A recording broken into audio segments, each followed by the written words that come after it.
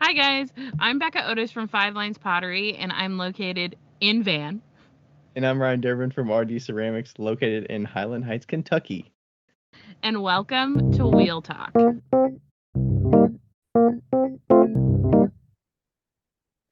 Hey, everybody, quick heads up before we get started with today's episode.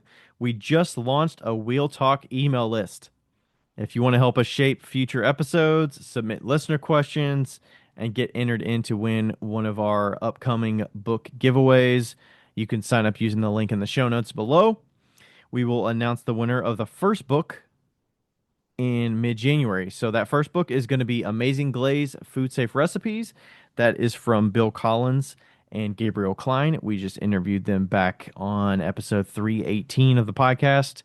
Very recently, we bought an extra copy and we want to give it away to you. So if you get signed up before mid-January, you can get a chance to win.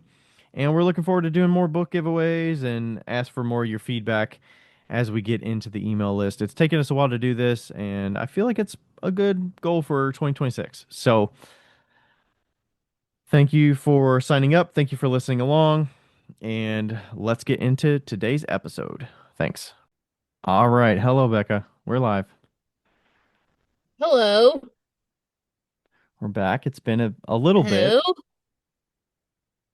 It's been a little bit. Yeah, we had Yes, it Thanksgiving has. recently and took last week off. I think we had some conflicts or something was going on, but we ended up Yeah, postponing I had and a we're mental back. breakdown. No, I didn't have a mental breakdown. Actually, this time it was a physical breakdown. Okay.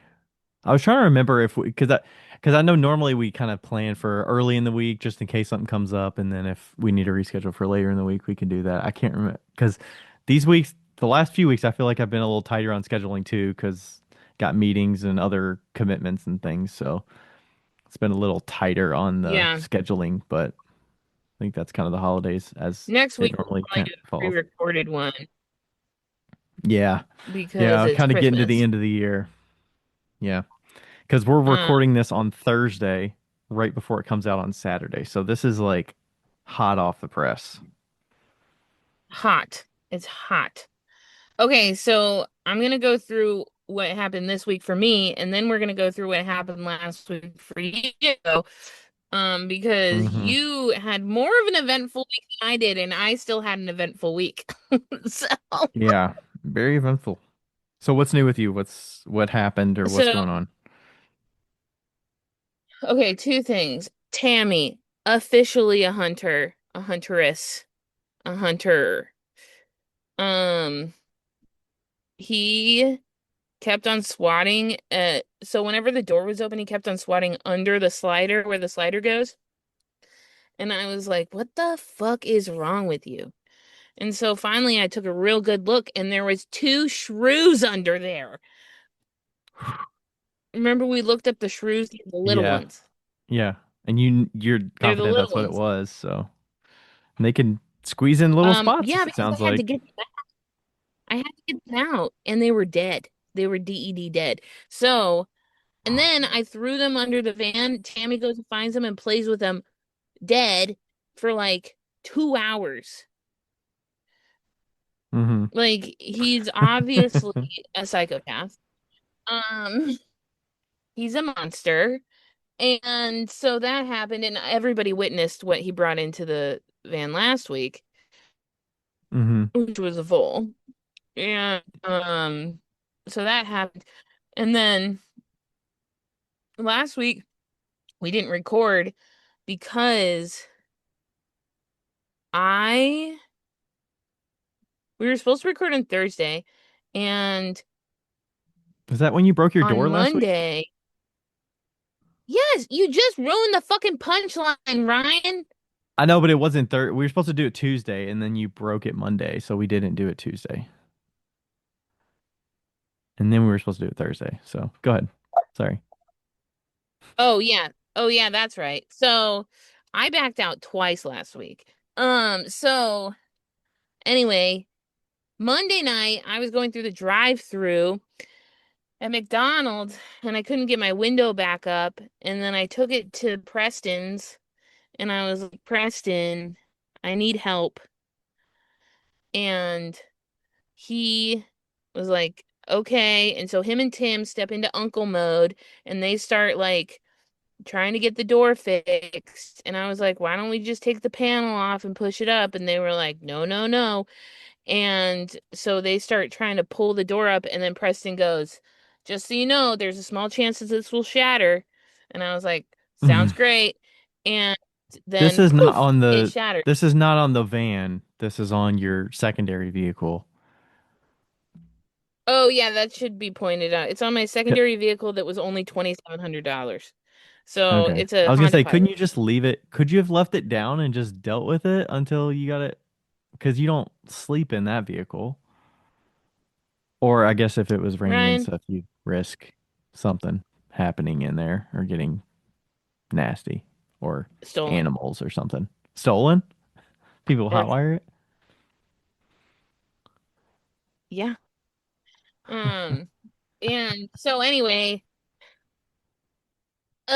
I feel like in order to tell this story, I have to mention that I am currently dating a human being, and that's all the information you're gonna get.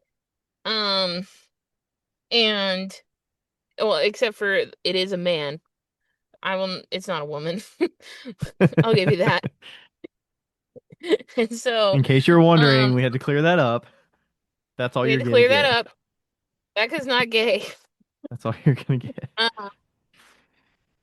Uh, so anyway, then on Tuesday night, we went down to get a brand new door for my Honda Pilot, paid $200, came back, installed the door, me and the man, and um and I was fucking exhausted by the time that was done. And That's probably pretty then difficult to redo a door. Is it a, I guess I don't know if it matters, but was it an electric door window thing or was it a manual one where you like it was crank it? electric. It should have been, I mean, that would have been really fucking nice. Manual is great. Anyway, um, it's actually not that Damn. hard to replace a door. It's a lot easier to replace the entire door than the window. That's why I got the whole door.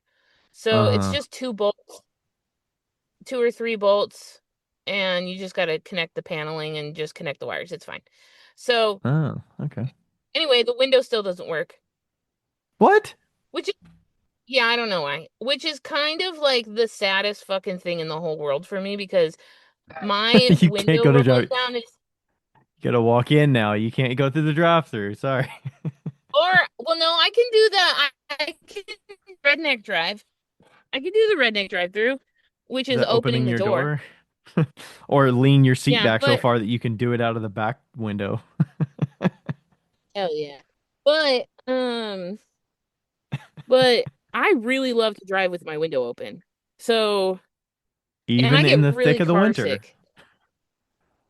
Well, it's not really the thick of the winter. It's like 50 degrees.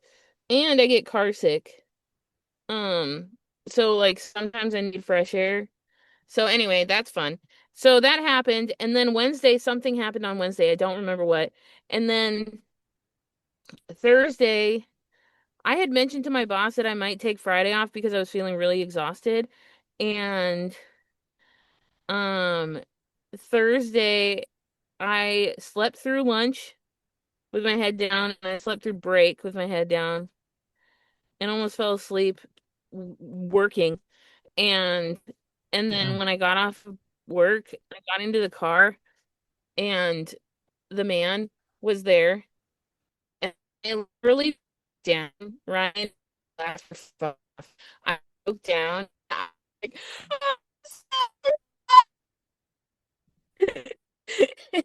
and oh, Your you're your gone. well, Did you? your audio was going in and out. I couldn't hear what you said after you said the man was there. Okay, the man was there, and then I got in the car and I started bawling, and I was just saying, I'm so tired. I so man. Then what? that Thursday evening,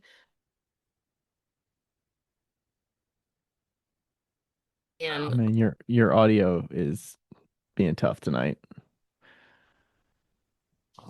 damn it. It is struggling. At least for me. I don't know how it sounds on for the folks, but I don't know. you sound good. You sound good now. Okay, I moved my phone. Okay. So anyway, Hopefully that helps. I got scolded like a child for not taking care of myself and being too exhausted Hmm. and had to sleep like 28 hours to recoup. So that was fun. Do you all actively slow down this time of year at Speedball, or is it kind of business as usual pretty much, and some people just take off and you just adjust for who's available to work?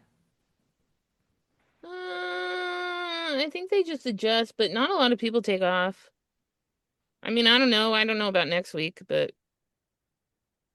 you know Okay. what's real Just dumb kind of though? the important days that, when you all are closed, and then maybe a few people will take the day before off or the day Yeah. after. Hmm. Okay. You know what's real dumb though? What's that? Is I don't know who decided this at the ball, but this year Christmas is on Thursday and Christmas Eve is on Wednesday. And Yeah. so we get Christmas Eve and Christmas off, and then we have to fucking come back Friday Yeah. and That then does go. suck. That's just kind of the way the calendar falls, I guess. Yeah, but like apparently there was a vote and they could have voted for having Christmas off and the day after Christmas off. Keeping in mind, Oh, so people keeping voted for in mind, the Christmas Eve over the day after yeah, Christmas. I mean like this is managers, not the little people, but keeping in mind that we get off of work at 3:15. So like getting off of work at 3:15 on Christmas Eve is like no big deal to me, at least. I mean, it depends on what kind of family you have. Like some families are out of town, or you've got like four Yeah, and that's true. six Christmases to go to, and you start at like I think Rachel's side starts at like 2 p.m. on Christmas Eve because you only got 2 days. Like, so Yeah. I don't know. It kind of depends, but I would guess there's more Or they could commitments on have given Christmas us Eve a and third Christmas day. That would have Day. been real cool. Yeah. Yeah. Well, that kind of happens with like, Independence Day and stuff like that, wherever that falls, because it looks like that Yeah, fell and what they did, on a Friday this year, so you don't get a benefit of the day before. Probably you just get Friday, yeah. so it might just kind of depending on What how it they did falls. this But year, yeah, what they did this year for Thanksgiving was Memorial Day. They didn't give us off, so we worked on Memorial Day, but then on Thanksgiving we got Thanksgiving and then Black Friday off. hmm, okay, So that didn't suck. yeah, I feel like some parts But of the year there's not a ton of holidays around it, and I feel like if you don't have Memorial Day, I don't. When is the Independence Day is probably the next closest holiday. Independence Day, you probably don't get like Easter. I wouldn't think you wouldn't get like the day after Easter, Good Friday, do you? yeah. Maybe it's no, it was Veterans Day. Sorry, Veterans Day is the later one. Okay, yeah, that's November. That's like early November. Yeah, it was that one.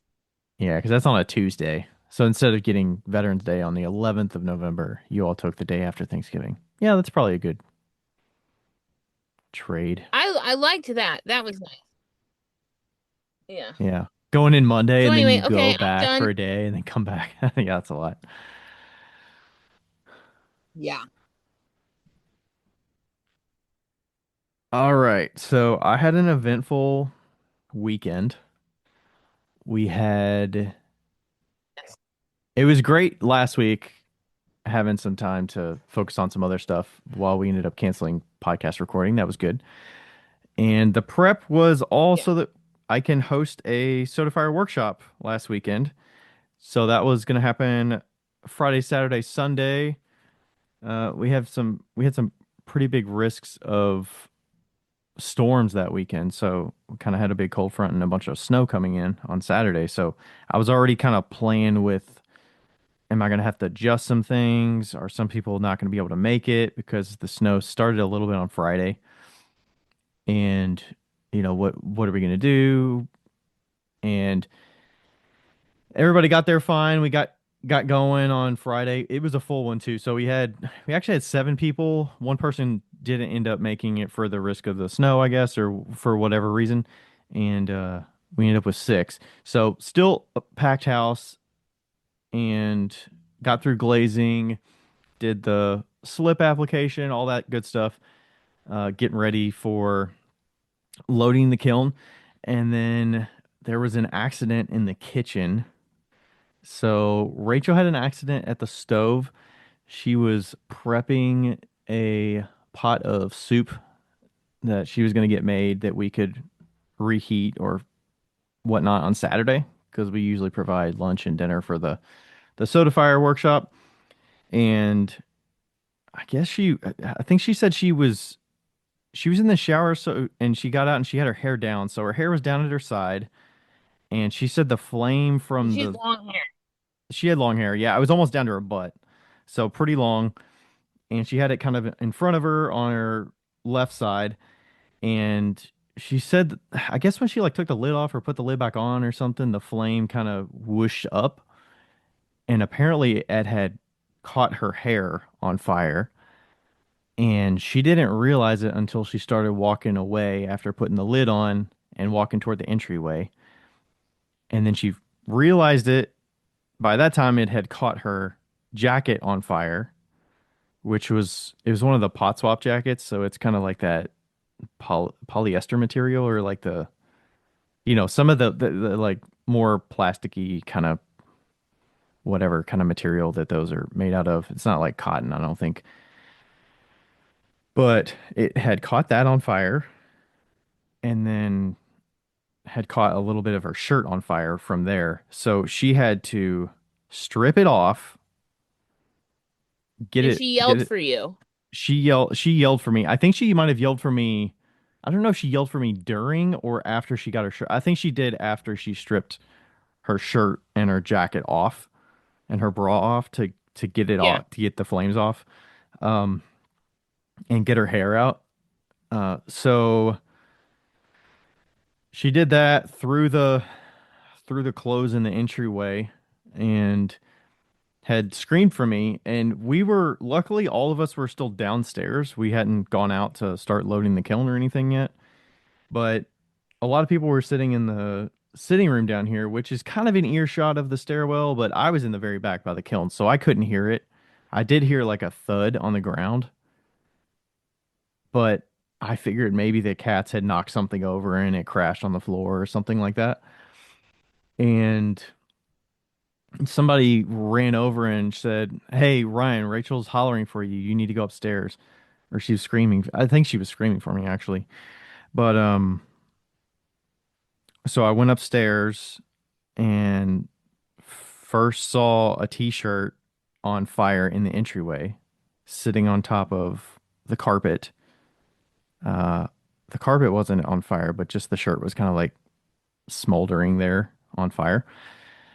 Somebody else, I think somebody else came up with me, so we saw that, and then I went to Rachel because I heard her screaming in pain. So I went into the bedroom where she was, and the worst part was like, because you don't, I don't know what happened. I just saw the fire there, and I was like, oh shit, what's going on?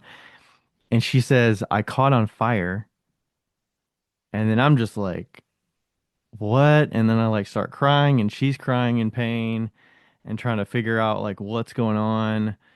Um, she's not, uh, she doesn't have any top on at that point, so she's got her jacket and her shirt off, and they're kind of in the entryway, so she's kind of sensitive to the touch and trying to figure out what to do to help her out. And she's like, get some of the other women from the basement like to come up and help us out.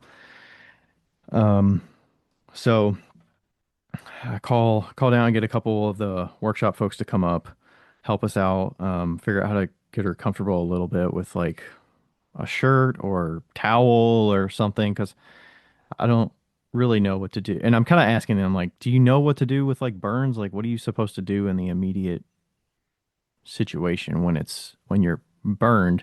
Are you supposed to put water on it or not, or towel or what?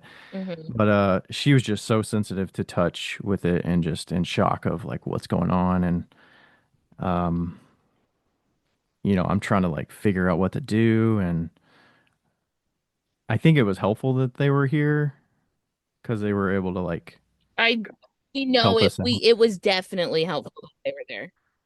Yeah, because I mean, I'm trying to logically think through what we need to do, but I'm also like really sad to see her in so much pain and being just helpless to do anything in the moment. So that was pretty intense, and they'd come up for sure to help us get the fire out in the entryway. So kind of got a pillow and they got that out. That was taken care of. The carpet didn't catch on fire or anything. It was, I guess, because it was like one of those cheap, thin fiber carpets from like Walmart or something. It just kind of like singed it and darkened it, but it didn't like whoosh like catch or anything. There actually is a little burn mark in the entryway on the wood floor where the shirt was on fire, so you can kind of see that inside the house when you first get in.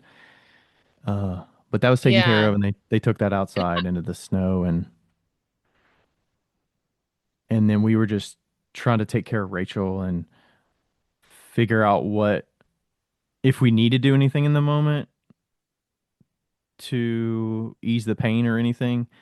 Uh, and then deciding what do we want to do? Do I want to take her to the ER? Do I want to call an ambulance? Should somebody else take her? And like what I was gonna do. I wasn't. I mean, I was thinking about like, hey, all these people were at the house. What should I do in this moment? And they were all just like take her. We'll figure this out. It's fine. Um, and this was at like 5 o'clock in the evening, so we were kind of at like a good time that we could kind of figure something out. And then if something changed later, we could communicate it back to everybody. So ended up deciding to leave and drive to the ER, and I took her and they helped like get her in the car and get her covered up with a robe and all that stuff. So Betsy was great helping us out with that. Caitlin was here helping us out with that. There was a person named Betsy.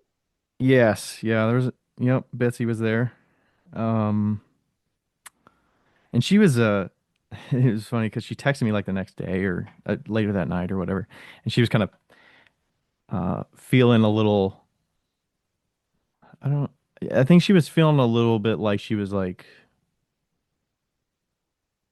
not bossy is the right word, but like telling us what we should do. But she's Oh like yeah, a you teacher and needed a that. mom, and she's got like teenagers and stuff. So like I appreciated that because like I'm obviously in shock. She's in shock. We're not going to be making the most level-headed decisions, and I'm going to think through what we should do. And it's good to just have somebody that can just kind of tell you like, here's what I think we should do. I think you should do this. It'll be fine. It kind of like reassure me that, hey, like we're making a good decision. It's fine.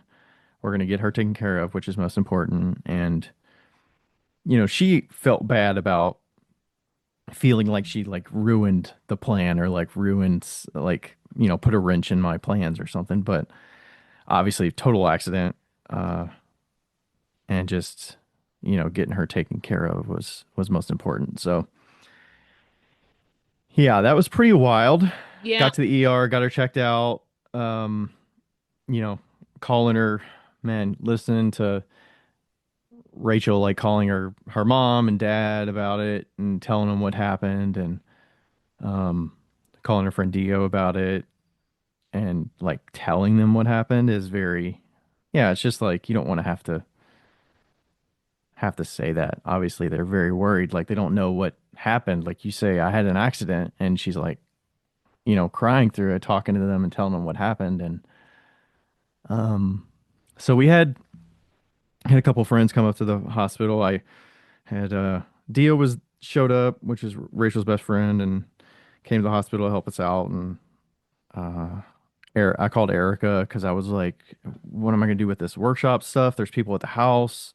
One of the persons that came to the workshop was staying at the house, so she was luckily stayed back and like helped clean up and situate some things at the house before we came back and made sure the cats were good and all that stuff. But she came to the hospital and helped out, and then her parents ended up driving up from Louisville to see us. So, yeah, very wild.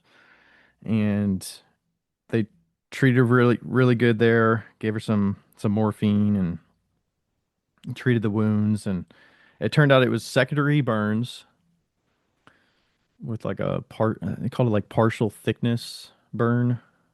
So it's like on the outer skin. It wasn't like third degree or anything. And yeah, so I've been nurse Ryan the last few days since that happened, and we Yep. basically ended up sending everybody home, telling them like, hey, you know I've got all your work, and I'd be happy to fire it for you the next time I fire my kiln, my soda kiln, and I can fire some of your work. It's already kind of ready to go. Everybody glazed everything and wadded everything, so I can do that. I can ship it to you, or you can come back down for a future workshop um and you know participate as a participant like you were at this one. And everybody was very supportive of that and amenable to that. Most people did come from out of town. I mean, I think that's the risk you run with any events like this. With weather is obviously a factor, and then just something comes up that you can't plan for, like what do you do? And everybody was very understanding, obviously, and willing to help out in the ways they could. And it seemed like everybody pretty much left the next morning, which I think was good because we got a bunch of snow. We got like 4 or 5 inches of snow starting at like 1 p.m. on Saturday. So, man, it would have been a very tough firing if everything went as planned, regardless. And we would have been unloading on Sunday in Yeah. like single degree weather with a pile of 5 inches of snow out there. So, uh, Right. it, obviously you don't want something like that to happen, but with the way it just worked out, it kind of um, was Kind of worked out. it kind of worked out. Yeah. So I'll think about that for the future with timing of workshops and things like that for the winter, because you just never know with winter months and travel and all that. But yeah, I think it was another just like had you seen like enough of it or heard? I mean, I told you some of it, but had you kind of gotten the gist of what happened from Instagram and all that? Yeah. Well, not on Instagram. I mean, Rachel texted me the next day. Hmm. And, but also she mentioned, she was like, she goes, I kind of feel bad for like flashing everybody and being on fire. I probably traumatized those people. And she's like, what did she say? She said, I feel bad for being half naked and on fire. I probably traumatized them. And I was like, I'm sure they didn't mind that you were naked first. And I'm also Not a sure that not a very they sexy are glad situation. they were there. So the Yeah, like I'm also sure that they were glad that they were there because somebody, I don't know if they heard, like she said that you didn't hear her at first, so somebody like literally heard and like kind of yeah, informed you. So they yeah. relayed it to me and was like, "Hey, Rachel shouted for you. You need to go upstairs." And I was like, "Oh, okay." Yeah. Because I was assuming the cat So knocked something over, something crashed, and she's calling for me to let me know that something happened. And then I'm like, "Oh shit!" right. Situation changed when I see a shirt on fire in the entryway, and I'm like, "Okay, something caught on fire." And then she says, "I was on fire," and I was like, Holy shit. Yeah. Yeah. I mean, like, I can't even, obviously, as somebody who's like not married, I can't really comprehend the like your heart basically Mm, probably dropping. Yeah. hmm. And so I'm sure it's really tough. Um, Yeah, very tough. I so think, yeah, I was kind of thinking about this a little bit the last week or so and thinking about what I wanted to say about it because I think, like, on a personal level, and I'm glad you kind of mentioned that, it's like, for, like, you don't, I think it kind of reinforces, yes, I love her, I married her, like, we're partners, but you don't really, I guess when situations like that happen and like the pain and seeing your partner in pain, it just reveals, like, it reinforces the love that you have for them because you don't want to see that and you want yeah, to be able to right. help them, but you're helpless in those situations. And then it also reveals, like, Yeah. the support that you have around you of those that come to Mm-hmm. the hospital, or, the care that people have, like, sharing the support and, like, being sorry for, like, the situation. And she posted about it and then I reposted it, and there was like 6,000 people that saw it or something on my stories, and I probably had like 100 messages over those like 2 days of people just responding to it and like saying something and all of that. So there's like that, and then on the other side of it, like, after you're treated and you're out of the hospital and you're having to, like, care for your partner in that way, I think it also kind of, like, reinforces the love as well. It, like, re-solidifies that I want to help you, and, like, Mm-hmm. it's like a representation of my love to her by being able to do that and not complain about it, or, like, I want to shield her from being able to having to, like, see it or having somebody else to have to do it. Like, I want to do it, Yeah. and you can't really plan for that. And I feel like you would say you should be like, "Oh yeah, I want to help you out." But I think it's like, I don't know. I just really enjoyed being able to help her in that way because I know it's so No, tough, and, like, seeing someone in pain, and just, I think it's, I yeah, think I think it just reinforces my love for her, at least, and I think she really appreciates it as well, and she feels the same way. I really you could see what Tammy just did. He What did Tammy do? jumped the compartment. He just jumped into the upper compartment over the driver's seat. Now he's hanging off because he couldn't get up there. Anyway, um, what I was gonna say also is that, oh, like, in addition to what you were just saying, is I think that also what it does is it reminds you of your it reminds you of your vows and how you like you vowed to like care for her, and Hmm. in that in like you meant it. You know what I'm saying? Like you're responsible for her in a sense of like in like you want to be responsible for her. Did I say Right. that Yeah. correctly? Yeah. Uh Yeah. And, like, like communicating with it's a everybody. joy to be responsible for. Yeah. Yeah. Yeah. It's a role that typically we're pretty independent individuals. We do come together, we do Hmm. spend time together, and we enjoy our time together and go on dates and do all those things.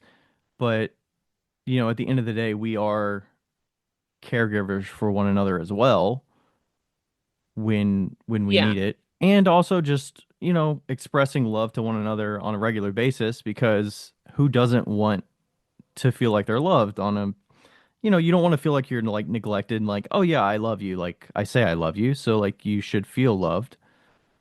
But um, Right. finding those little moments, even when it's not difficult and it's not like a situation where they really need that support and um companionship and all that stuff, like I think those moments are probably like more important than just saying the words.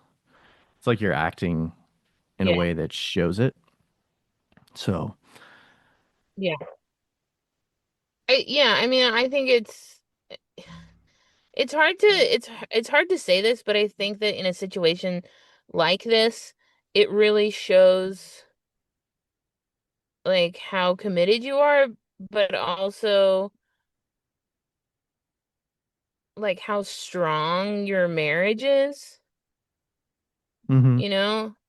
It, it and when you look back on this in the future, I'm not sure that this will be a negative memory as much as a positive for how it brought you probably closer together, you know? yeah, yeah, I agree with that.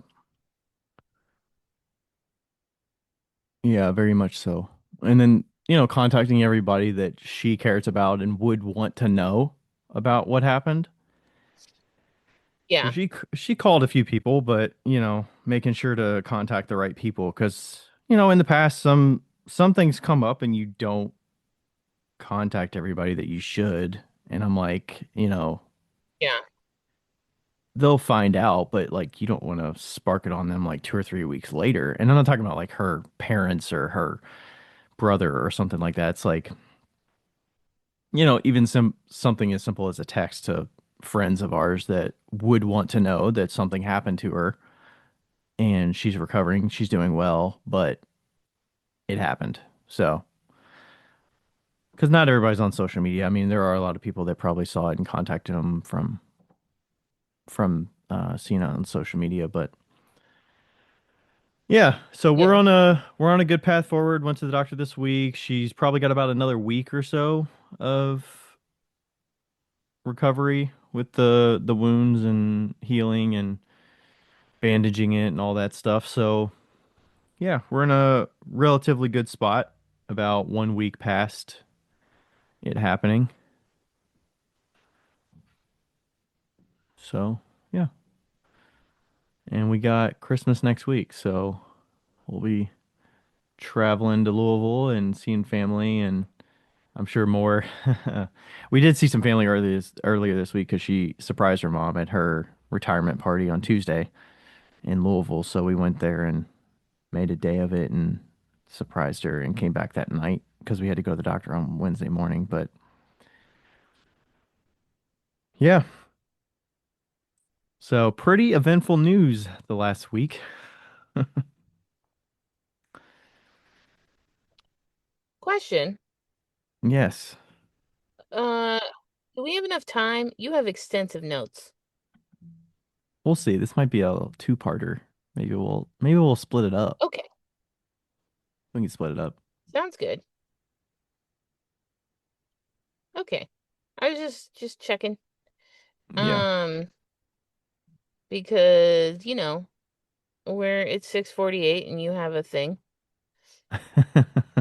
I have a burlesque show to go to with Rachel and Yeah. Erica. You know what you wouldn't have to care about if you were going to this burlesque show?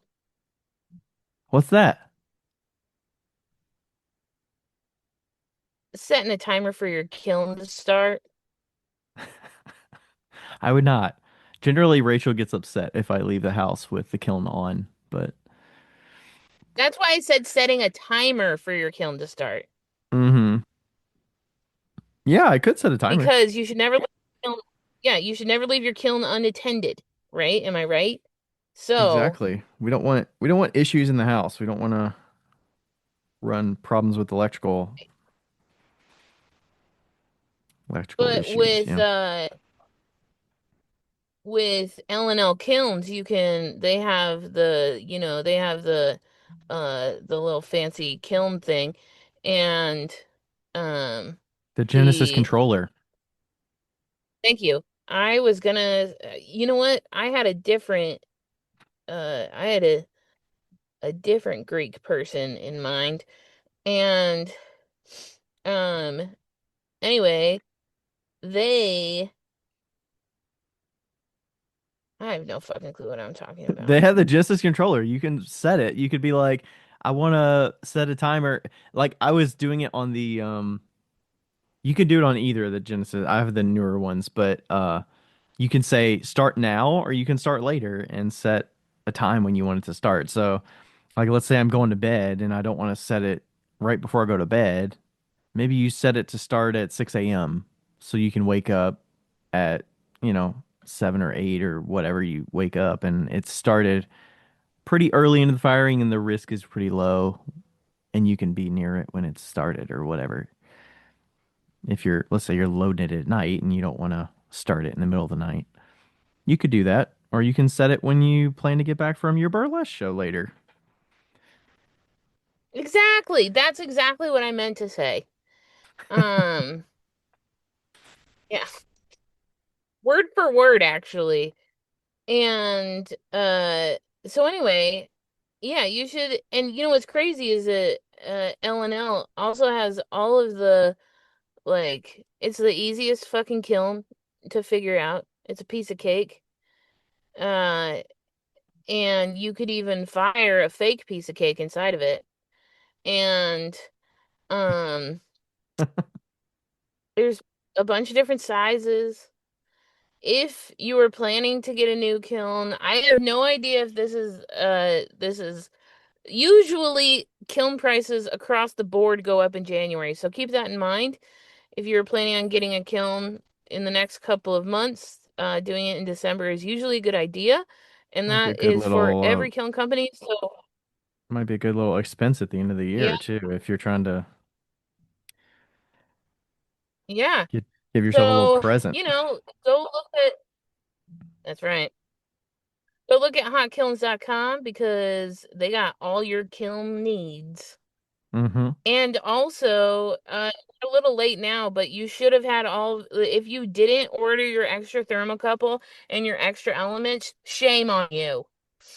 Um, you Well, you're catching them before probably they order their kiln. If had they're a, going to order their kiln, you get the extras so you can be prepared when that stuff goes out. Because heck it'll yeah, probably do go out that at the wrong because, time. It might be right in the middle of a holiday rush and yep, you're like, oh shit. totes, Yeah. totes my goats. Yeah. I'm going to have to replace my elements here soon. But yeah, I've already got them ready to go and should be easy peasy to get them swapped out, get my thermocouples looked at, and clean out the kiln. It might be a good time to clean your kiln out too. Maybe get a little shop vac and vacuum it out a little bit if it needs it. Do a little winter cleaning in there. In your studio as a whole, like clean your studio up, clean your kilns up, maybe clean your kiln shelves a little bit. Yeah, Yeah, start yep, the fresh. great reset. Yeah. Yep, So, hotkilns.com. Check them out. Look for them at Ensika. I will be there in Detroit at Ensika. And look out. I'm sure they'll probably be doing a giveaway there. So, whether that's the plug and fire or something else, make sure you get entries into that. And we'll see yep. you there. Or I'll see you there. I don't think Becca's going to be there, but I'll look out for you. I won't be there. Even if I'm like laid up with a wrist surgery, I still won't be there. I've decided. I can't mentally do it this year. It's a lot. So, Take a year off. It'll be in Baltimore the year after that, so still not too far exactly. if you're in the East Coast. Yeah, exactly. It'll, you know what? This year just it need a break. Yeah. Need a break. Yeah. So, All right. Can we start the topic and forego the maker of the moment for right now? Because I feel Yes. like we got to get started with it, or else we're just not going to get to any of it. Yeah. Okay, so I was thinking about this the last couple of weeks. Obviously, the holiday season, by the time you're hearing this, is kind of through for the most part. So, the holiday rush and all that is past. But I was wanting to share some tips that I've been learning for the last couple of years with my Etsy shop and give you some guidance. I kind of did a little experiment in the last couple months or the last month with an idea, and I kind of wanted to share what I was doing in hopes that it can help you. As a whole, I wanted to basically focus on how you can generate consistent Etsy sales if you're on Etsy. Um, and it's specific to Etsy just because that's the system I use. I don't have my own website where I handle point of sale e-commerce stuff.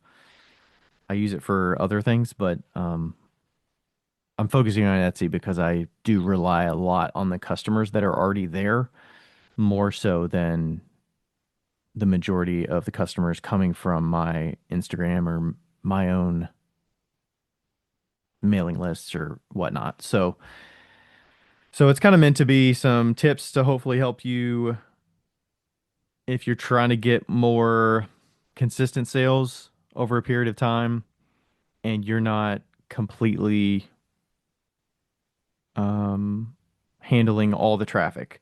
You hear a lot about different recommendations of like you should have your own website rather than Etsy. Don't rely on Etsy. They're not your customers, they're Etsy's customers. I agree with that. You should definitely be, nurturing your own group of customers and getting them in your own space to get a bigger cut of the orders and the purchases if you can. If you're not in that situation and you don't have a lot of customers going to your site regularly and you feel like you're just spending money for the e-commerce options and you're not getting the results on it and you're kind of straddling an Etsy site and a website, these might help you get a little more of the results on Etsy and just experiment with it. You're not spending a ton of money until you make the sales on Etsy for the most part. So it's pretty manageable to have like a low level of investment in there. So hopefully this is going to help you out with that. Um, and I've kind of been doing this with a few items over time. I mean, the shot glasses are the main item that I've pretty much had on my shop for 365 days a year for the last 3 years, maybe. And I've had two different shot glass listings. I've had a plant saucer listing, artist choice box listing, and those four listings have pretty much been there consistently for a whole, um, yeah, pretty much that whole time. I've had to update some photos, and I will need to continue updating photos on, especially like the saucers and the spoon rests. Spoon rests have been another item, but they don't do as well. They've been on there, but it kind of depends on the item, and I think those photos could drastically improve as well. So that's what I'll kind of talk about, and then the most recently I started putting up some espresso mugs, and those have been doing really good in the last month. So I think I've kind of proven a little bit that this can work. And obviously, I do have more sales historically. I've been on Etsy for 10 years. So that is a factor that I can't fully put like, I can't understand fully how much weight that has on this experiment and like how much are people coming to my site because of the number of sales I've had historically over the years and how that affects my ranking or whatever. But I still think it kind of holds true that it can work. Um, so like if you don't have a lot of sales or reviews in your shop, I I think this might be worth trying out. And let's see. So I'm gonna start with some of what I've been doing and what I would like why I wouldn't recommend a certain tactic for this.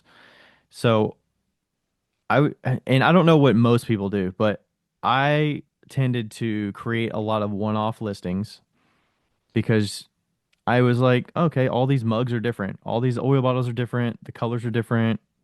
The photos are I want the photo to match the item that I'm selling. I want them to know that I have a lot of stock in the shop. So every listing is one item for the most part, except for a few. And then as they sell, they go away from the shop. They're not available anymore. They go away, and that might work for your system of like knowing what you actually have and what you've got rid of, got what you've sold. You can look in your sold out section of your shop and see what you've previously sold to, feel good about what maybe you want to list again in the future. But if you're talking about consistent long-term sales, that's difficult to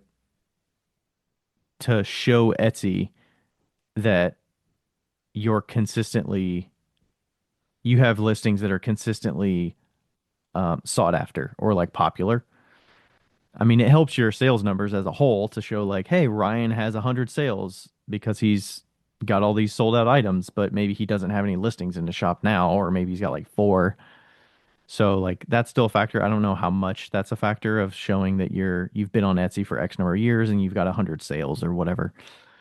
But uh the different tactic is more around having a single listing that lives a long time, and as you sell it, you can keep that listing available in the shop,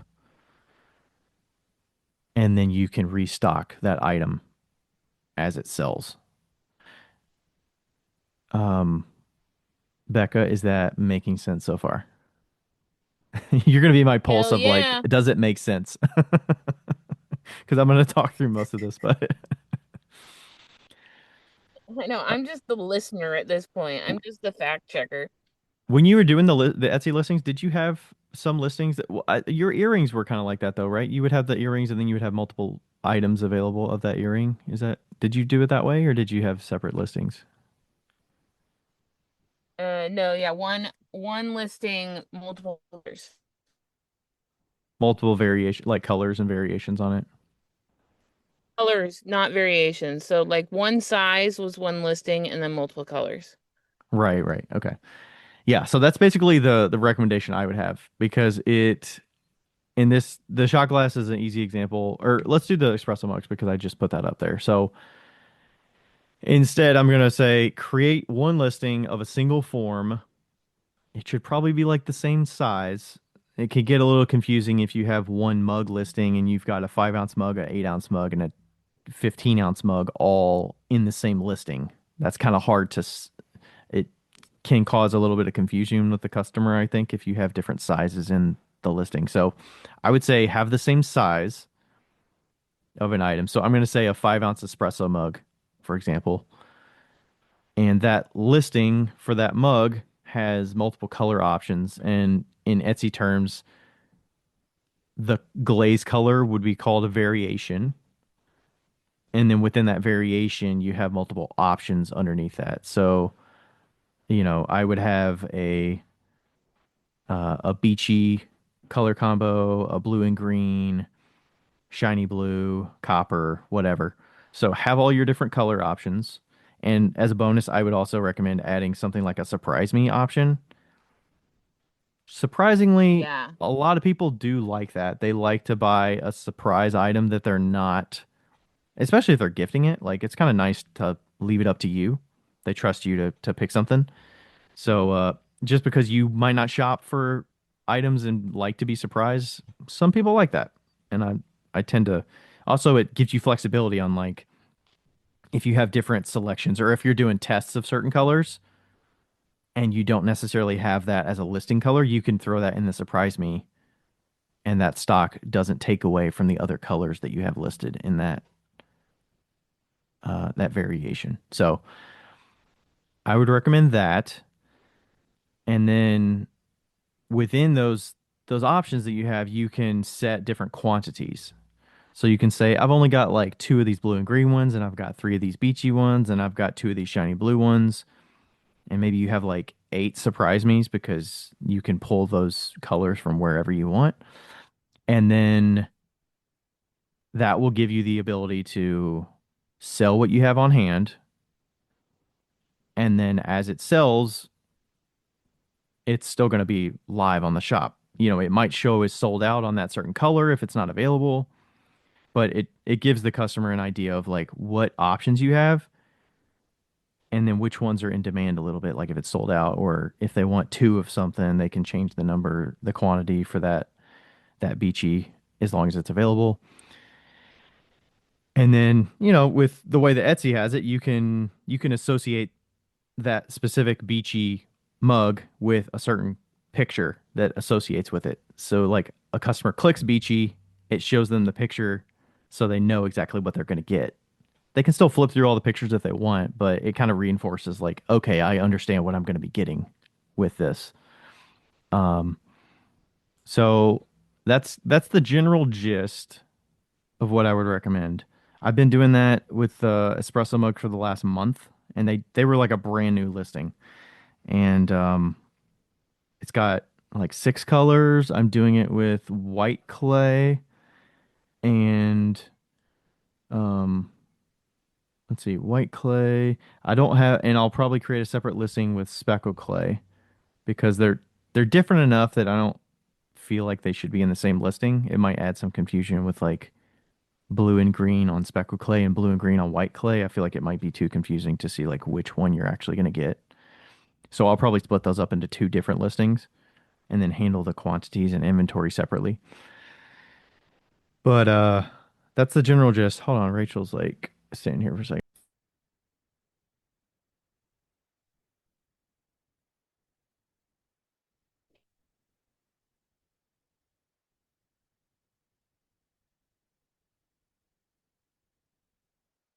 Anyway, Okay, I'm how back. much wood could a woodchuck chuck? If a woodchuck Woodchuck could chuck wood. wood. All right. Let's see. All right, let's see what else about that listing. Everything there makes sense, Becca, from what I was just sharing. I think it does, to me at least. Yeah. Okay. Yeah, so what I generally do, the other thing with the listing, and I did this with the espresso mugs because they were still kind of a new item. Obviously, you want this to be an item that you can reproduce a lot of, and it's pretty consistent.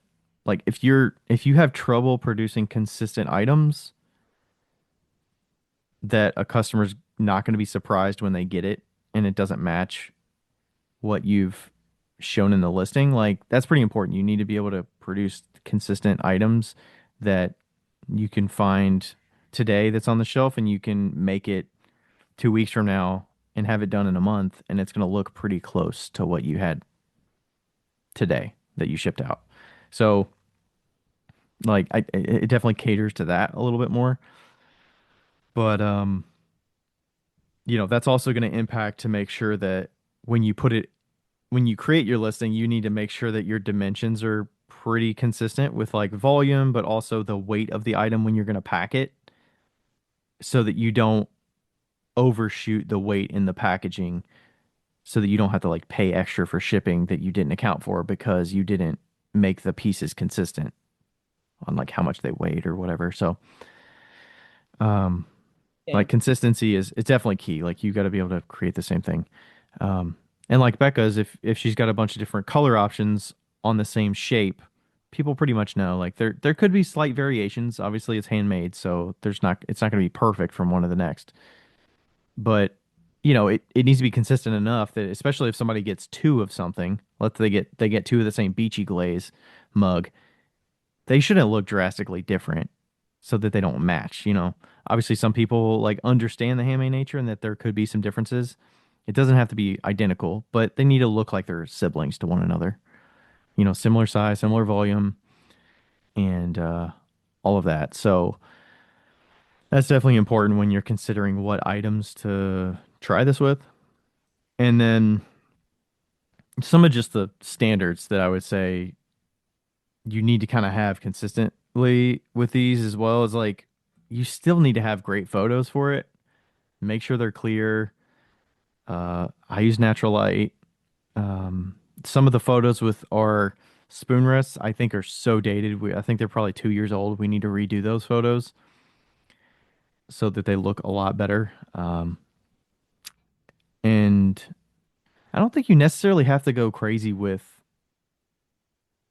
too many photos as well. Like some of the listings that I've found that use a similar tactic, they don't have a lot of images with text on them showing, like telling you which colors are which. Like you can have as simple as just writing the text color or writing in text on the image what color it is so it maps. But I mean, usually when you click on a color, it's going to show the image for it. So as long as they're different enough and people understand what they're going to get, you know, you might not need to go that in depth with like showing a group photo with all the different colors.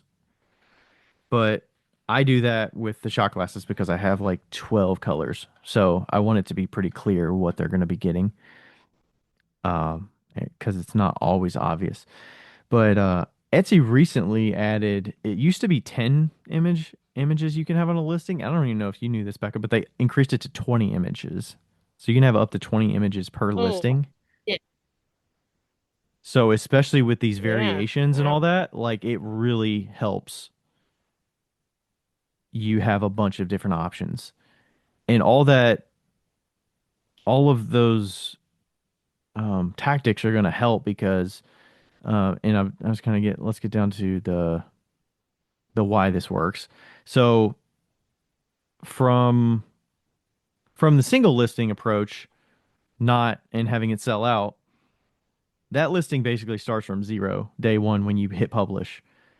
Etsy doesn't really know, like it knows from your titles and your descriptions and your tags that you put on it, like where it would fall in the search of what people are looking for, but it doesn't really have any additional, like I'm gonna call it like bonus tokens or something. It doesn't have any additional like tokens on it to tell Etsy like, hey, this is popular or this is something that we should prioritize over other things.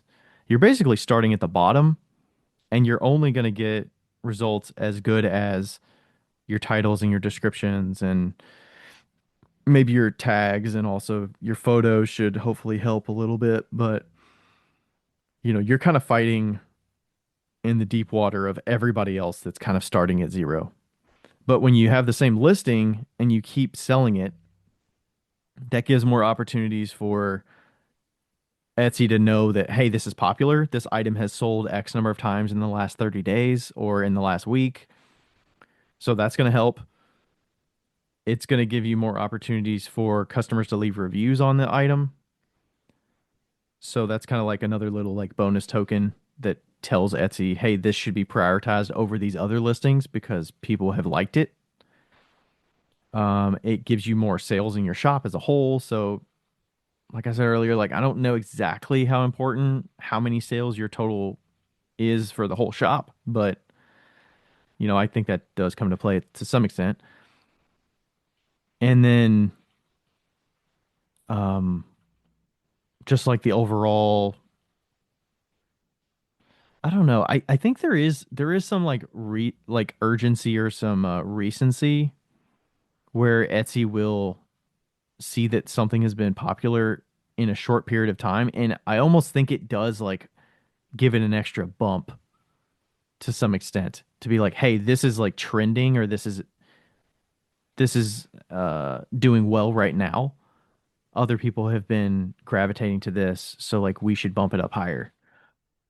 And some of that could probably be short-lived, but I think all of those kind of variables are going to help you give little extra bonuses and tokens on each of those listings to reinforce to Etsy like, hey, this should be prioritized higher than other things that are in the same like search uh like pool of searches that people are looking for. So I mean that's all essentially how SEO or search engine optimization, like that's kind of how all that stuff works anyways. as a whole, but that's kind of like I would say that would be my recommendation. If you can, I would just say like try to experiment with it, and it's gonna this is also gonna take time to like if you're I kind of experimented with this with the espresso mugs, and it happened to be right in the sweet spot where a lot of customers were on Etsy at the same time during the holiday shopping season. So I kind of had a fast track on testing this out because there was already a lot of buyers in there, and I already had a lot of traction in my shop during that period of time. So if you were to try this experiment in January or February when there's not as many buyers there, it might not reveal itself that it's working super quickly. It might take a little more time. But if you do it around like, you know, if you're putting emphasis on it or putting attention to it, and maybe, I still had to go the route of like making Instagram posts to talk about Bang Espresso mugs and do an email campaign to get more attention to it.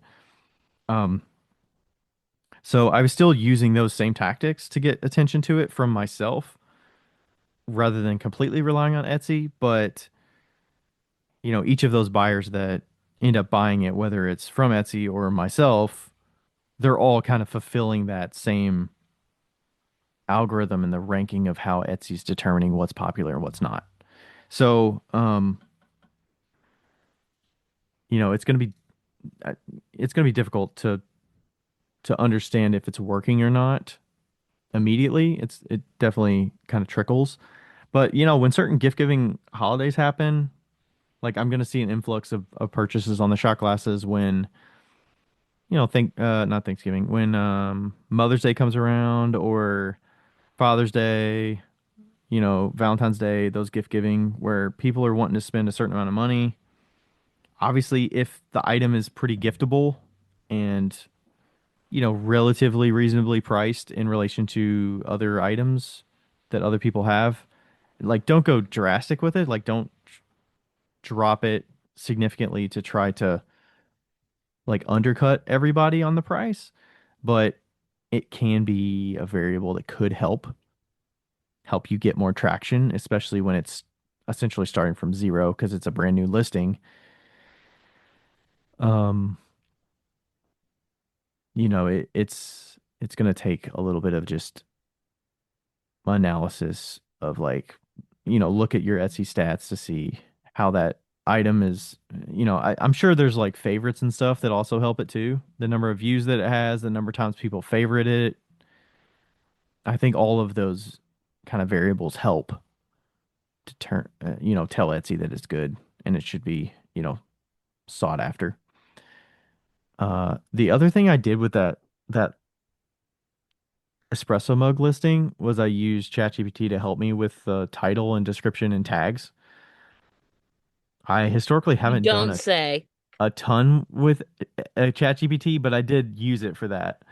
I don't know how much that impacted it, but it kind of gives the essence of all the important stuff that people need to know about it.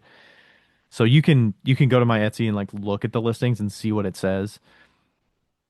And I think it's pretty straightforward. Like, it gives it the ounces and the color options and what people might use it for. It talks about the shipping timing, all that stuff.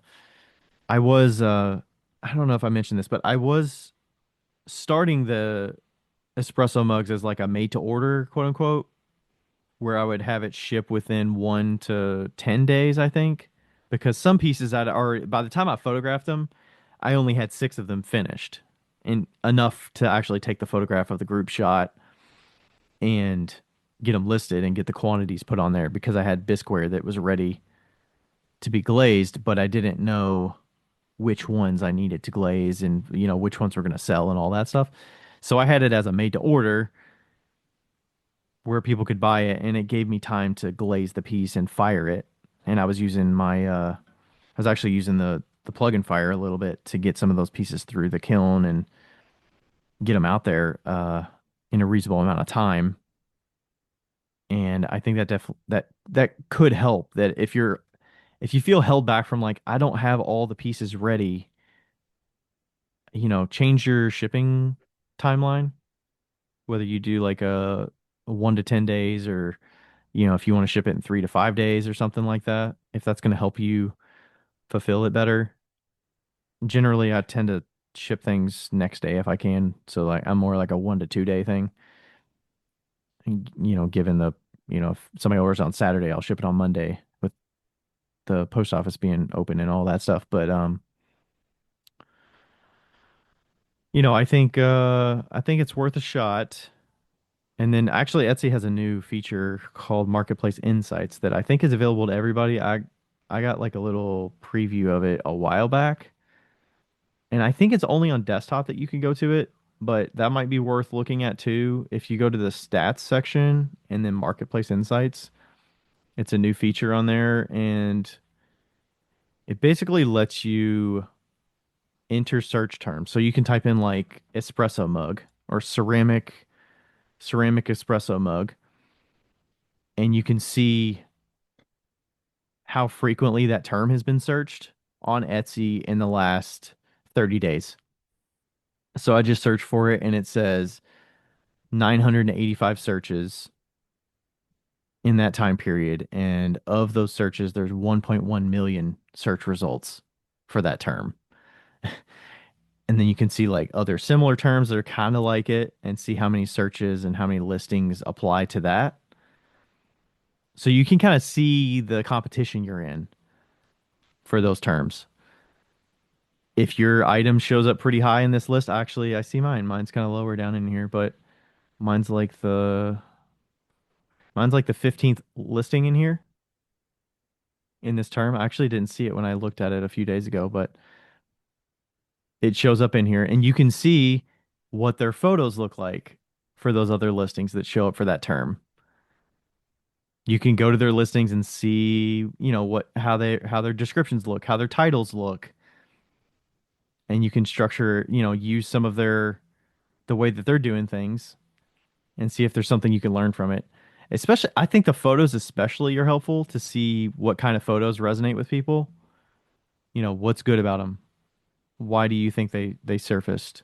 Some of it you can also see price too. Like it's funny, some of these prices, and I think they're all in US dollars, but like some of the prices go from like $70. The second listing has $70 on it.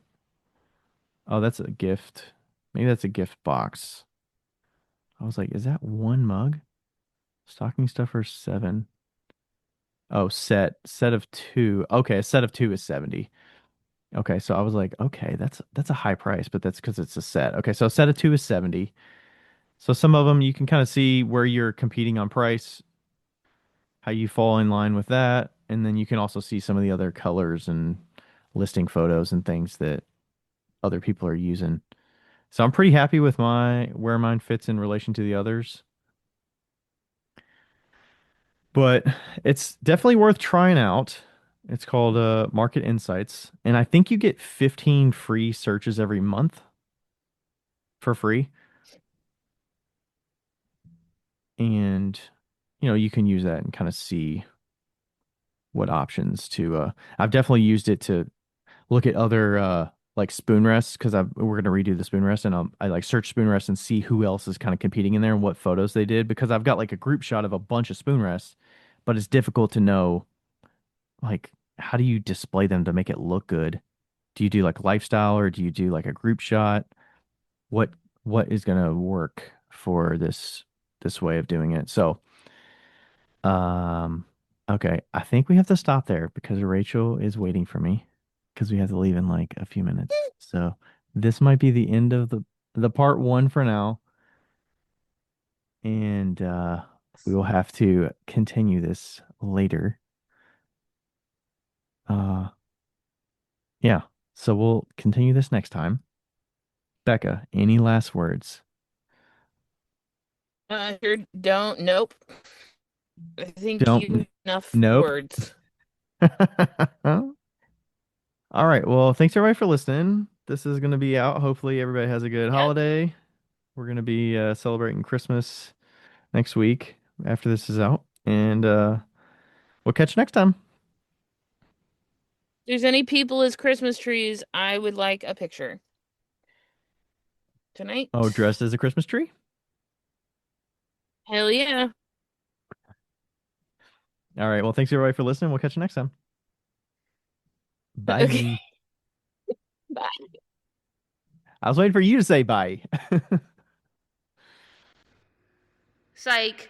Ryan recorded a post back, a post wheel talk when he got home from the burlesque show. So anyway, here is an ad from about our sponsor, and then it's Ryan. Okay, bye. Remember that feeling of starting the new school year? New pencils, fresh notebooks, your favorite backpack? That's what opening a Sula Studio bag feels like. It's clean, it's organized, it's yours. Designed by Potters for Potters, it's got 30 pockets, including spots for every tool: ribs, carving tools, sponges, all in the right place. The bag is made from machine washable, quick drying canvas, so you don't have to baby it. And the color options? Over 25, with special seasonal drops that always sell out. One reviewer said it best: "The bag gave me the nostalgic feeling of starting a new school year." We felt that. Head to Sula.co and use code WheelTalk for a listener-only discount. And start fresh. All right. Hello, folks. I remember mentioning that we were going to doing this in two parts, but just got back from our show that we were at tonight. We made it in time.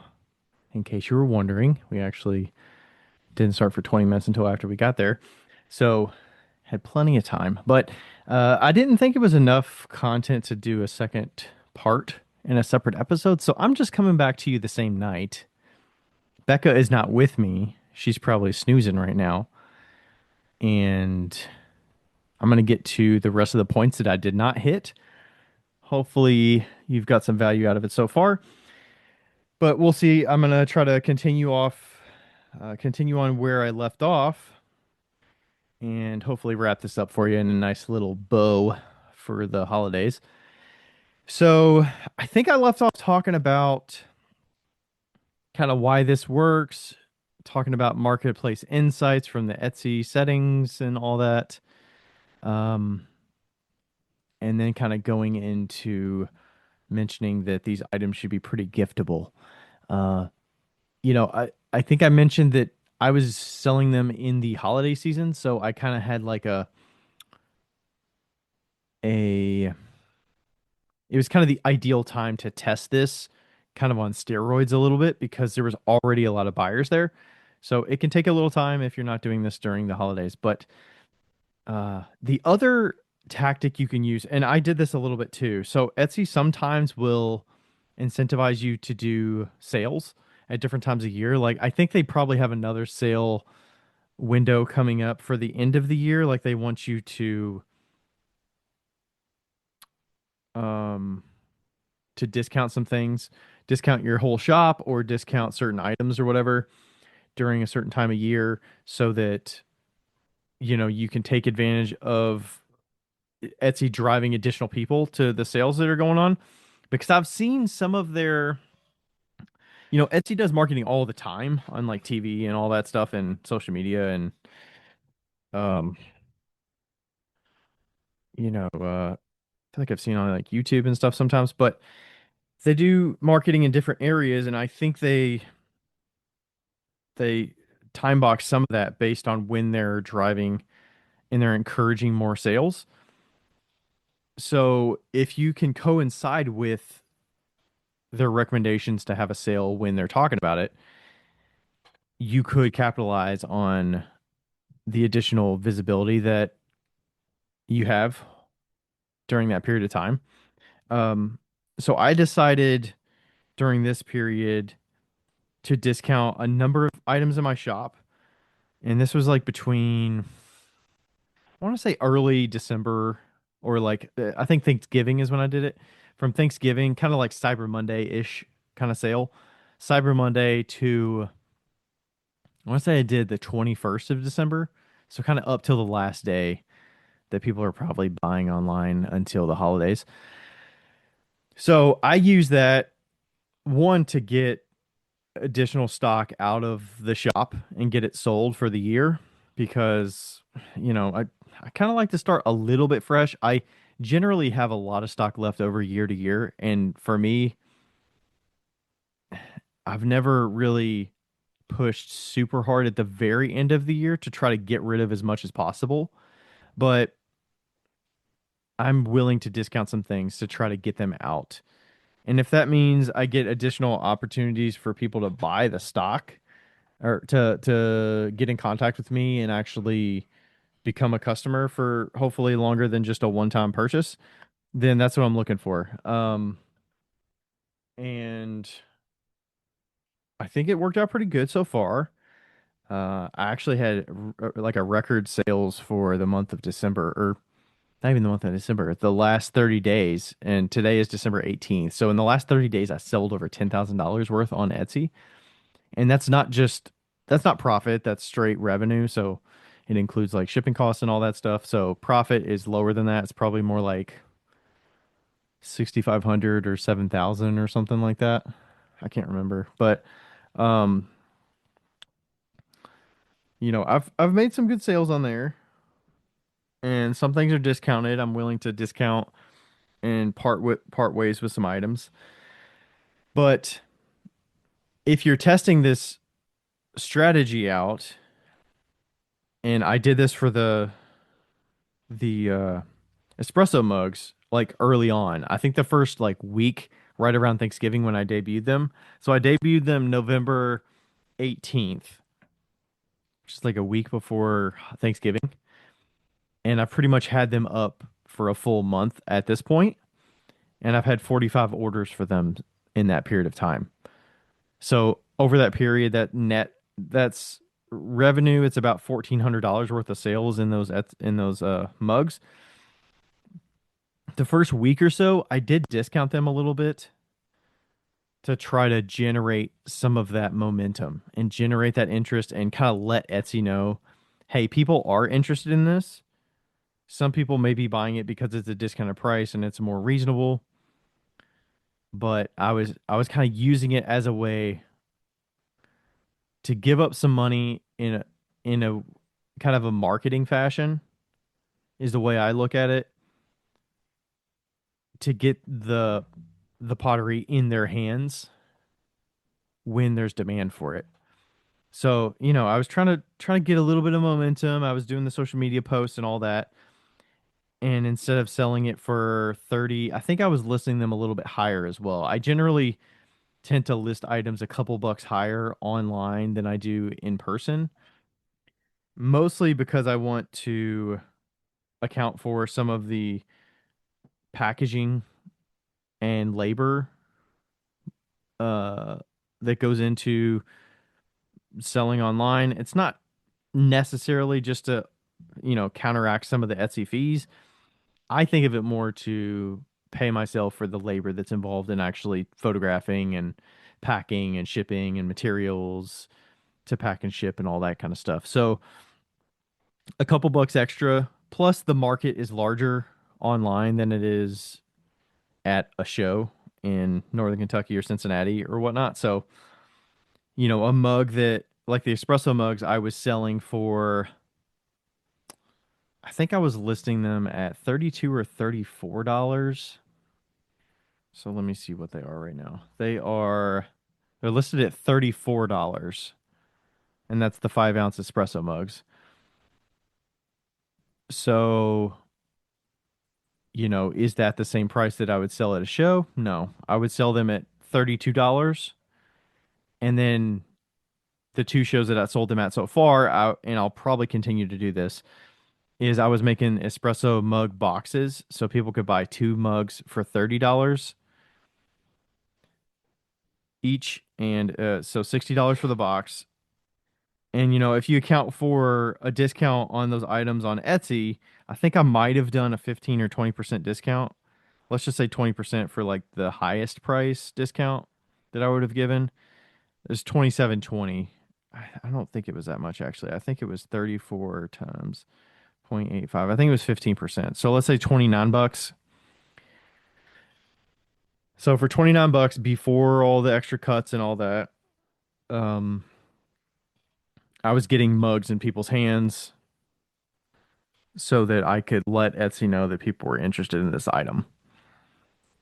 Uh, so, looking at those numbers overall, if I count up my 45 orders from about $1,400 in, you know, revenue over that month, I was selling them on average for $31 a piece.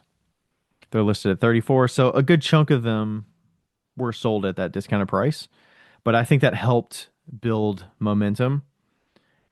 And you could change the price later. I was kind of listening to this a little bit when I was recently reading or listening to the audiobook Perennial Seller from Ryan Holiday.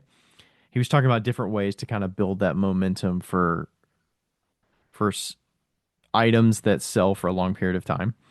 And price was one of those things. It's kind of like giving, he was talking about it in a way to kind of give people a trial or give people a taste of something at a discount and use it as a way to get, you know, if you're so firm on your price that I'm not willing to part ways with it for any less money and you're still trying to let people know about it, like if nobody knows about it, but you feel secure about the price and everything, you know, you could be limiting yourself that like, am I willing to part with it for less money so that I can actually reach more people and then in hopes that that will kind of snowball and reach even more people. So, kind of like the word of mouth thing, like people are getting them in the mail and then they're taking photos of them, they're reviewing them, maybe they tag you on social media, they gift them to somebody and they're like, "Ooh, I really like these. Where did you get these?" And then they have my business card or whatever. Like it is truly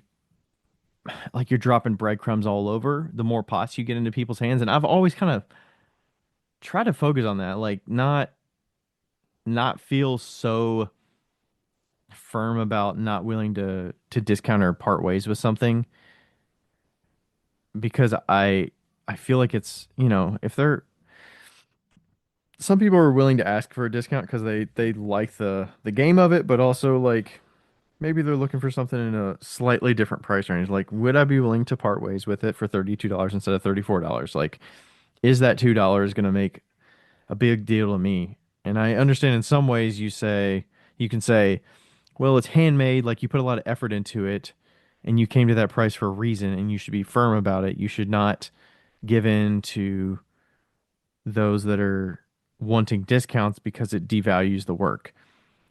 But for me, I'm like, I'm in this for the long game. Like, I I hope that that customer is going to be satisfied because I'm willing to meet them in some certain place or whatever.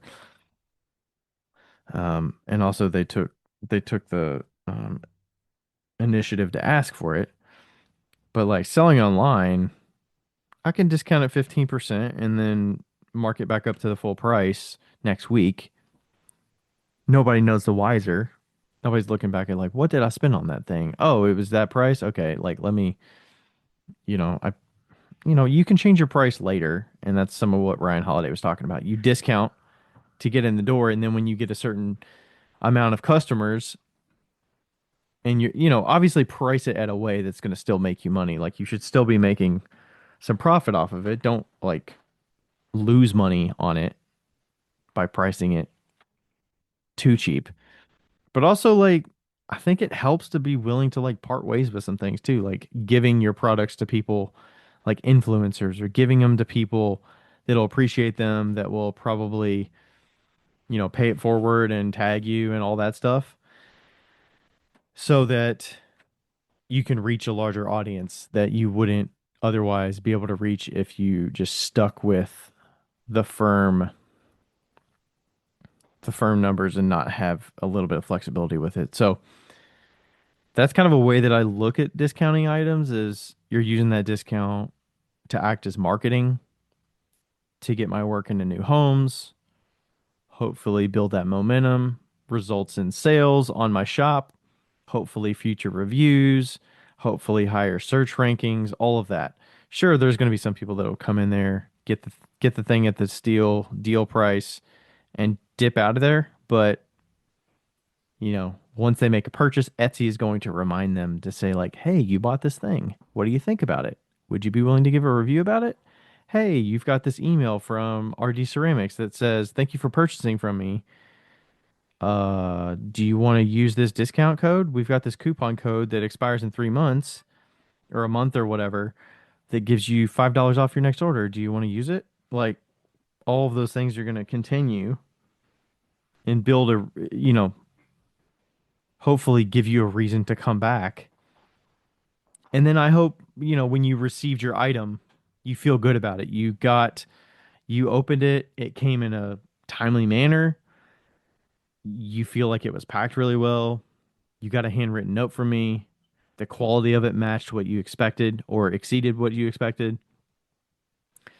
Whoever you gifted it to really liked it and felt like it was worthwhile and all that stuff. Maybe you feel like you got more value than you paid for it. So I think like all those things I think are little breadcrumbs that build up to a good backbone of a business so that you can continue and have those consistent sales over time. Okay, so that's that part. And then I wanted to kind of close out mentioning some numbers. So I've been using this tactic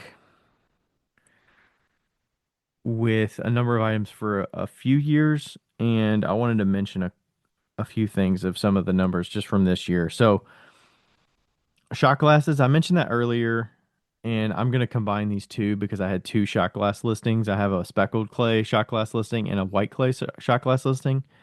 Speckled clay outperforms almost 4 times as well as the white ones.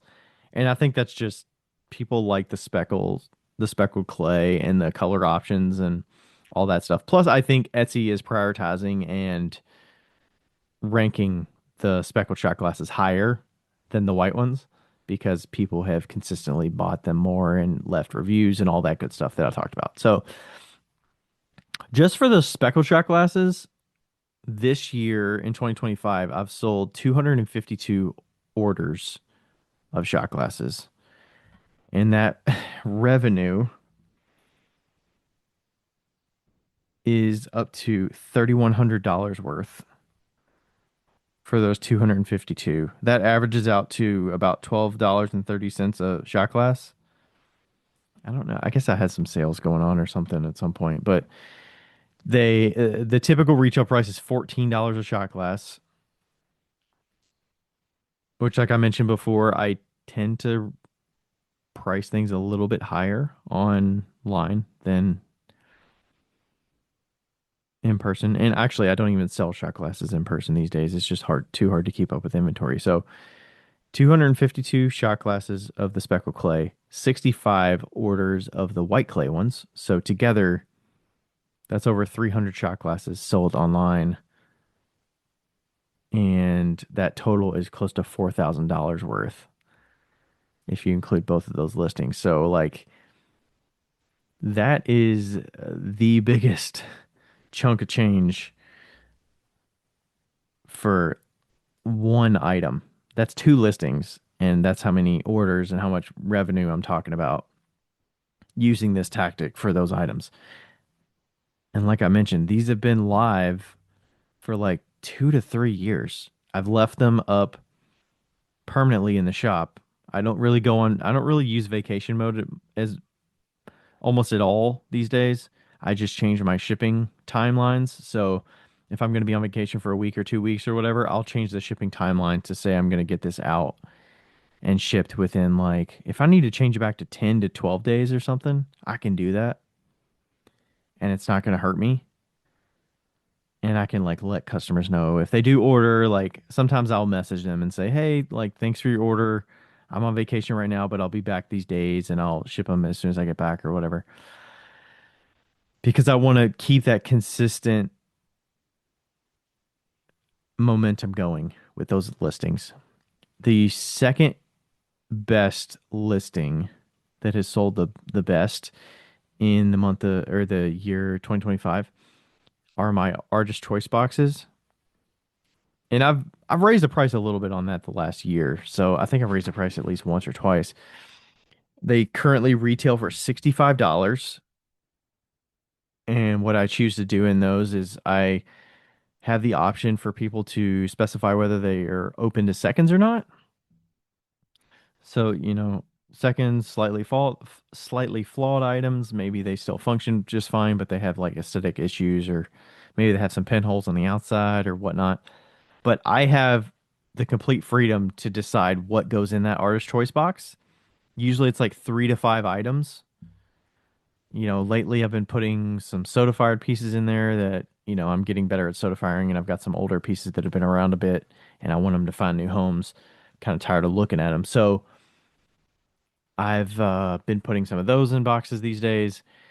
And this year I've sold 65 of those, which comes out to almost $3,900. So not too far off from the shot glasses, but thinking about like how many shot glasses we're talking about almost 300 shot glasses to reach almost 4,000 bucks. This is 65 artist choice boxes to get to 4,000 bucks. So those are kind of a pretty trickle with the sales item. They do sometimes have an influx around the holidays and everything, obviously, because I think people are getting it to get as much as they can, and they can give items to different people and kind of make it work with whatever they get in the mail. But or maybe they just give that whole assortment to somebody as a whole. But those have been doing pretty good. The other items that have been kind of coming in pretty good, like slow and steady. Plant saucers. I've sold 47 of those. I don't have the number of how much revenue that is, but 47 of those this year. Those are simple. Those are just, I think they're listed at 19 or $20. I think they're $20 actually. I think my spoon rests are listed at 22 on Etsy. Saucers are listed at 20. The saucers are just slightly smaller than my spoon rests, and then they're just in solid glazes. They're speckled clay, solid glazes. Pretty easy to keep up with. I don't throw that many every year. I throw maybe 50 or 60 every year. So they're pretty manageable to keep up with. And the next item on there that I had was the espresso mugs. So I kind of mentioned those earlier. 45 orders sent, and that's only since November 18th. That's literally 1 month ago from when I'm recording this. In 1 month, I've sold 45 of them for $1,400. So I have a feeling they're going to be much bigger, and there's going to be way more sales of espresso mugs next year. Shit, they may surpass the artist choice. They may surpass my shot glasses in revenue for the year. I don't know. I would love to get more items like this online. I would love to just have an assortment of, because historically I've been kind of taking this tactic of not necessarily listing individual new listings, but I was doing some listing uh copying. So I would take a listing that I already had that was the same color, and I would copy the listing, and then I would update the photos and do that. Like I mentioned earlier, that's not the best tactic, especially if you're talking about long-term growth and trying to get that revenue, um, building momentum on those listings. So I was doing, hey, I had this listing that was the same color. Let me just go to that listing, update the photos, and renew the listing. So it's basically taking that listing off of sold out, and it's putting it back in the shop, updating the quantity to say, hey, we've got one available again. And you've got a little bit of history on that listing that it's been purchased. Maybe there's a review on it, all of that kind of thing. So I was doing a little bit of that, but it's still like here and there. It's really tough to build that momentum. So the other item, I don't have the numbers for this, but the other thing that I had some success with this year, and I don't know why it didn't show up in my listing when I was doing some analytics on this, but yarn bowls. Yarn bowls were like the standout item 2025 for me during the holidays. People were buying them like crazy. And the tactic I was using for those listings, I was using the same tactic. And my yarn bowls, the way I have them organized, and the way I tend to make them are I have small yarn bowls and I have large yarn bowls. And I have white clay and I have speckled clay. So four listings, two small yarn bowl listings, two large yarn bowl listings. I was, and Rachel was fucking killing it this year with getting photographs taken for these. I was taking group photos. Let's say I had five large yarn bowls in white clay.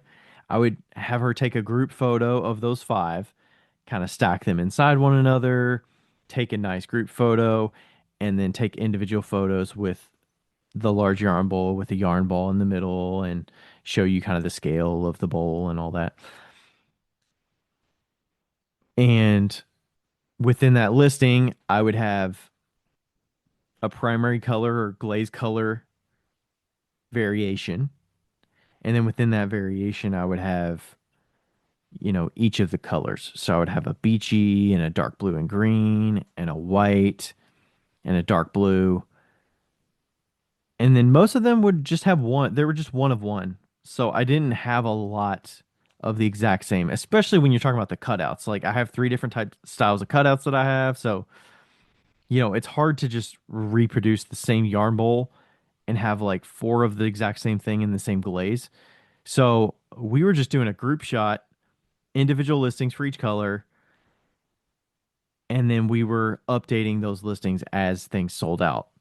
So I think I ended up selling like something like 45 or 50 yarn bowls during like a month and a half period for the holidays. It was nuts. And those yarn bowls retailed for between $48 and $62 between the two sizes. And I sold like 50 of those. So crazy numbers. It was like the gift of the season. I don't know what it was, but those were brand new listings. This is another reason, and I forgot about this earlier, but like besides the espresso mugs, I did the exact same experiment with yarn bowls, and then when they sold out, customers could see that they sold out in that color. You've still got the colors associated with the photos, so when you click beachy, you can see the photo of the yarn bowl that's beachy, and you know exactly what you're going to get. And then we would take new group photos whenever they ran out and I needed to, I got some more large white yarn bowls. We just did another group shot. I feel like you kind of need at least 3 to 4 items in a group shot, and that would be my cover photo. So my thumbnail photo would show all the assortment of yarn bowls, and that would like grab their attention. So, and I almost want to look at this. I don't know that Etsy would probably show me now because I already sold all of them out, so I don't know that it would. Here, let's do this. Ceramic yarn bowls and see what comes up. Oh yeah, I'm the fourth one on here. I'm the fourth one down. I don't have any available. Okay, that's funny. I'm the fourth one down, and I'm like the 12th one down. So my two group shots, my large speckled group shot and my white ceramic yarn bowl are in there, and you can see what they look like. They're pretty cool, and I don't and my yarn bowls are they look a little different than everybody else's. Everybody else has like the swoop and stuff. Mine are a little bit different. They're not drastically different, but they're a little bit different. And it was just like the item of the season this year. And if you look at the listing, it has, like I said, the group photo, and then you can click through and see all the different colors with the ball in there. So you can see like how big the bowl is. And there's also a shot of the inside so you can see what the inside color looks like. And then we would just update those color options. Some of them we would leave in there because it's kind of nice to see like a sold out option. But I think that could help with customers deciding to buy or not. But you can also, if you, let's say I sold out of the white, but I don't want to show it in the color options, you can just hide it. There's like a visibility option on the listing that you can go in there and you can hide the white option. So you don't necessarily delete it from the back end, but you can hide it. And then usually I'll go in and I'll delete those photos so that you can't even see the white option in group of photos or anything like that. I'll still leave it in the group shot. Like if I've got a group of five of them, you can see a white one in there. I'm not going to delete that group photo because I think the group photos kind of help drive home that I can produce these in quantity and they look really nice. There's some variety in them and all of that. So I think that has been a great item for the season. We'll see how that progresses, but it energizes me to want to get back in the studio and make more of them. Um, Having that success, and I didn't even know that it was going to be that popular. I'd sold some yarn bowls over the years, but I never like put that much focus on it in the Etsy shop. And I think taking this tactic of one listing, updating the photos, deleting old photos, and taking that approach, I don't think Etsy cares that much when you swap photos out and all that. I think it helps to just reinforce that people know what they're going to get and the like backbone of the listing with how many people bought it, how many reviews people have had or whatnot. Like this listing that's like top four or five of the Yarn Bowl listing, there's only 6 reviews on this specific listing. One person took a photo of it, but they're all 5 stars. You know, all that contributes to making it something that Etsy is comfortable surfacing to others to show that this thing's popular. This thing might be something you're interested in. And then let me look at this other listing, this large one. Let's see. And this other one's got 2 listings on it. So, or 2 reviews on it. I mean, some customers, I think there was one customer that bought like 3 different yarn bowls and they shipped them to different people. So, definitely a great item, a great use case to show this is how you can do it.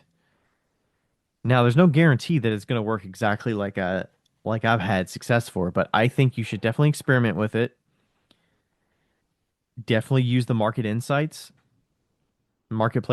on Etsy. If you're on Etsy and looking for, where do you fit in the competition? Use the little chat GPT to help you with some of the keywords and all that. And I mean, a lot of this is just so much experimentation. Look at your photos critically and be like, are these good quality photos? How do they stack up against other people that are in this category that are top of the list? And do I honestly feel like I can compete with them? And if not, you might need to update your photos. You probably do need to update your photos. Even my photos can be better. They could always be better. Um, but doing some market research to see what competition you're in, I think that's a good spot to be. Keep that curiosity going to continue experimenting. Um, take a little bit of inventory of like what's working, what has sold well. Look at your stats on Etsy to see how many favorites people are putting on items. Um, you could also just experiment with like changing what your thumbnail photo is. Sometimes you got a thumbnail photo that's like, oh, I think this is pretty good, but maybe there's a different angle that is more focal. Like maybe there's like a perfect shot of that mug that is going to really showcase it the best, and you're not utilizing it. Maybe you're utilizing one that's got your hand in it, or maybe a hand is a good. Maybe having your hand in it with the mug is a better option for your feature photo. Maybe you do some without. Um, most of my mug ones, it looks like the Rachel's hand is in them, or the oil bottles, the hand is in them, so that you can kind of see the scale of it. And I think that's helpful. But also some items I'm using this tactic and it's not working that well, but it could just be that this item is not that sought after, like a ceramic sponge holder. I've had to do a little bit of ChatGPT help to help me with the titles and descriptions and all that. I think all of that contributes to helping. And one other thing that I don't know how much of an impact it has, but Etsy tends to recommend that you could maybe put it helps to put videos on your listings. So they allow you to put one, I think 15-second video on a listing. So I just got done editing a video for my ceramic espresso cups or mugs, and I put that on there. So I'll see if that contributes to helping it sell better. But, all those different options. And I still have people paying for shipping. I know that's been kind of a topic before about like charging like having free shipping and having that effect in prioritizing your listings. That's kind of a that has historically been a kind of a no-go for me. I don't tend to discount any shipping or anything like that. I will put discounts on the items from the retail price, but I generally won't do free shipping. So, I think that's a good tactic out there, and hopefully you found success and try it out, see what works. I would recommend doing it with the items that you sell best at shows.